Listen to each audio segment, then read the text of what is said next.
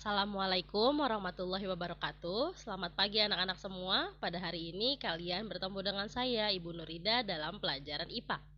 Sebelum memulai pelajaran, kita akan membaca doa bersama. Ikuti saya. Bismillahirrahmanirrahim. Rabbi zidni ilma warzuqni fahman birahmatika ya arhamar rahimin. Amin. Ya, selamat pagi anak-anak. Bagaimana kabar kalian? Semoga selalu diberi kesehatan ya. Pada pertemuan hari ini, kita akan melanjutkan bahasan kita mengenai besaran dan pengukuran. Seperti yang kalian ketahui di video kemarin, saya membahas tentang teori besaran pokok dan besaran turunan. Pada hari ini yang akan saya ajarkan adalah bagaimana cara menghitung dari beberapa benda untuk mengetahui hasil dari pengamatan. Oke, anak-anak, berikut adalah bahasan yang pertama. Bahasan yang pertama dalam pengukuran besaran panjang adalah mistar. Apa sih arti dari mistar? Mistar atau penggaris merupakan salah satu alat ukur panjang. Mistar mempunyai daya ukur mulai dari 10 cm, 20 cm, 30 cm, dan 50 cm, serta 100 cm. Nah, mistar ini memiliki ketelitian 1 mm atau 0,1 cm. Seperti yang kalian lihat di gambar. Gambar menunjukkan adalah gambar mengukur panjang kapur menggunakan mistar atau penggaris. Pada kedua sisi dari kapur ini diluruskan dengan angka atau garis yang ada pada penggaris. Ujung satu dari kapur ini diletakkan di angka 0, tepat di angka 0. Lalu ujung akhirnya kita lihat ternyata ujung akhir ini menempel pada angka ini angka 1, 2, 3.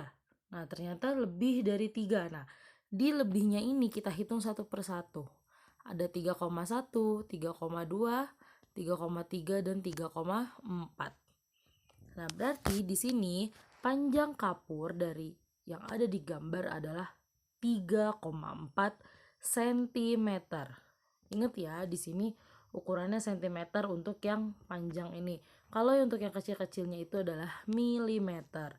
Makanya nilainya 0,4. Nah, 3 dari yang senti ditambah 0,4 senti. Jadinya 3,4. Selanjutnya ada jangka sorong. Jangka sorong memiliki ketelitian 0,1 mm atau 0,01 cm. Jangka sorong digunakan untuk mengukur diameter luar tabung, diameter dalam tabung, dan kedalaman sebuah tabung. Nah, seperti yang kalian lihat di gambar, bagaimana cara menghitung jangka sorong. Berdasarkan gambar yang ada, skala yang di atas ini disebut skala utama, sementara skala yang ada di bawah ini disebut skala nonius. Nah, skala utama ini kita lihat di sini diambil ada di titik 3, lebihnya ada 1. Karena ini angka 0 ada di sini, untuk nilai skala noniusnya kita ambil angka utama sebelum angka 0 dari skala nonius. Lalu skala nonius atau koma milimeternya ini kita lihat di baris yang sejajar atau lurus. Di sini seperti yang kalian lihat pada gambar. Berdasarkan gambar, skala utama yang terbaca sebesar 3,1. Di atas ini 3,1 adalah skala utama. Nah, setelah itu skala noniusnya adalah 9. Dari mana? Di sini kita lihat angka yang sejajar. Kita hitung dari 0, 1, di sini ada angka 5, 6, 7, 8, 9. Makanya skala nonius ditambah skala utamanya 3,1 cm ditambah 0,09 cm sehingga mendapatkan hasil 31,9 mm. Begitu cara kalian membaca jangka sorong. Didahului dengan skala utama, lalu dilanjutkan dengan skala nonius yang nilainya sudah pasti 0,01. Oke? Selanjutnya, kita punya micrometer screw. Apa sih micrometer screw? Micrometer screw ini memiliki ketelitian 0,01 mm atau 0,001 cm. Micrometer screw ini digunakan untuk mengukur ketebalan benda yang relatif tipis, jadi tidak sebesar jangka sorong. Misalnya kertas, seng, koin, atau karbon. Nah, di sini bisa kalian lihat pada gambar micrometer screw, skala utama ini yang di depan memiliki nilai, kita lihat garis yang ketutup adalah angka 1,5. Lalu ada skala noniusnya nih di sini. Kalau tadi jangka sorong atas bawah, kalau micrometer screw ini ke samping. Nah, setelah diketahui di sini kita lihat skala utamanya adalah 1,5, lalu kita lihat yang sejajar dengan garis ini. Di garis tengah ini ternyata sejajarnya dengan angka 30. Ketika 30 yang ada di micrometer screw ini, kalian bacanya 0,3. Karena ketelitian dari si micrometer screw tadi adalah 0,01. Jadi ada tambahan 0 lagi di sebelum angka 1. Nah, seperti yang digambar, 1,5 ditambah 30 di sini dirubah menjadi 0,30. Tapi di belakang koma angka 0 itu tidak dibaca sehingga mendapatkan hasil 0,3. Maka hasil dari pengukuran gambar adalah skala utama 1,5 ditambah skala nonius 0,3 menjadi hasilnya 1,80 mm. Semoga kalian paham ya. Lalu, besaran turunan. Besaran turunan adalah besaran-besaran yang bisa dihitung selain dari 7 besaran pokok seperti yang ada di dalam tanda kurung. Ada panjang, massa, waktu, kuat arus, suhu, jumlah zat, dan intensitas cahaya. Ini makanya disebut besaran turunan. Kenapa bisa disebut besaran turunan? Hal ini dikarenakan nilai ukurnya diturunkan dari besaran-besaran pokoknya. Jadi memiliki jenis yang sama namun ukurannya berbeda. Pada pengukuran besaran turunan yang pertama, saya akan membahas luas daun. Gimana cara kita mengetahui luas daun? Nah, di sini kita pakai grid atau kotak-kotak. Yang di bawah ini merupakan panjang, yang di atas merupakan lebar. Nah, di sini namanya aja luas. Seperti kita ketahui, pengertian dari luas itu adalah luas dapat ditentukan dengan mengalihkan hasil pengukuran panjang dengan lebar. Nah, otomatis nih panjang yang ini, lebar yang ini, berarti kita kalikan. Tapi coba kita lihat di gambar. Ada beberapa gambar yang ternyata tidak utuh ya. Untuk membaca satu blok kotak atau satu, itu yang kita nilai atau kita lihat adalah yang isinya setengah dari kotak atau melebihi. Seperti kita lihat di kotak yang saya tunjuk, ini tidak melebihi setengah kan, jadi tidak usah kita hitung. Tapi di sebelahnya sini, karena dia hampir sampai dengan setengah, masih bisa dihitung sehingga mendapat nilai 1. Oke, bisa kita hitung yang dari kanan ke kiri dulu. Yang memiliki nilai 1 ada 1, 2, 3. Lalu baris kedua ada 1, 2, 3, 4, 5, 6. Berarti 6 tambah 3 hasilnya masih 9. Dan 6 kali 3 nggak bisa karena belum semuanya. Sementara untuk luas kita harus mengetahui semuanya. Oke. Untuk ke kanan di bawah sini, di sini kita nilai 1, lalu 2, 3, 4, 5. Itu untuk panjang. 6. Mohon maaf. Karena ini kita merupakan kotak-kotak, jadi kita hitungnya satu persatu. Tidak seperti perkalian kebanyakan. Kalau misalnya bentuk bendanya balok atau kubus, kita bisa mengalikan dengan panjang kali lebar. Tapi karena di sini masih berupa benda yang tidak beraturan dan dibantu dengan grid atau kotak-kotak, jadi kita menghitungnya satuan. Ada 1, 2, 3, 4, 5, 6, 7, 8, 9, 10, 11, 12, 13, 14, 15, 16, 17, 18, 19, 20, 21.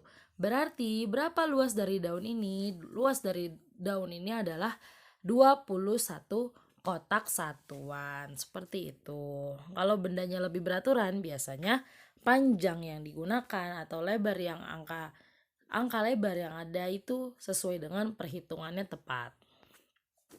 Setelah itu ada pengukuran besaran turunan volume. Volume berkaitan dengan besarnya ruangan yang terisi oleh materi. Jadi jika ada volume benda yang lebih besar dari isinya, maka dapat menampung materi lebih banyak dibandingkan benda yang volumenya lebih kecil. Oke, untuk yang digambar, pengukuran volume benda dengan bentuk tidak beraturan. Di tabung yang pertama bisa kita lihat ada volume air yang terisi sebanyak 30. Lalu di tabung yang kedua, ketika sudah dimasukkan batu, bertambah menjadi 40 nih ternyata. Kok bisa kayak gitu ya? Nah, jadi ketika volume air yang bertambah dari gambar 1 ke gambar 2 ini, gambar 1 dan gambar 2, di sini volume akan naik lebih banyak berdasarkan berapa volume dari benda yang dimasukkan.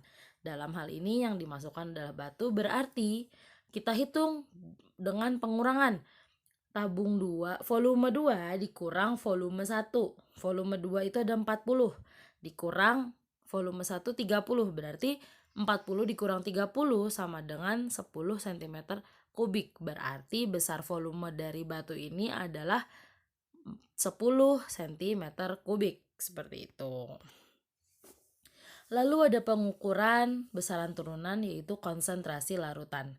Dalam pengukuran ini yang dihitung adalah massa dari benda yang dapat dilarutkan dalam air. Contohnya gula yang dilarutkan dalam air memiliki massa. Nah, air tersendiri itu yang melarutkan gula tadi disebut pasti memiliki volume.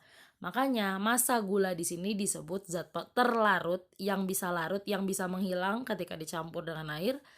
Sementara volume air ini adalah volume pelarut, benda yang melarutkannya, yang bikin si garam sama si gula ini bisa hilang.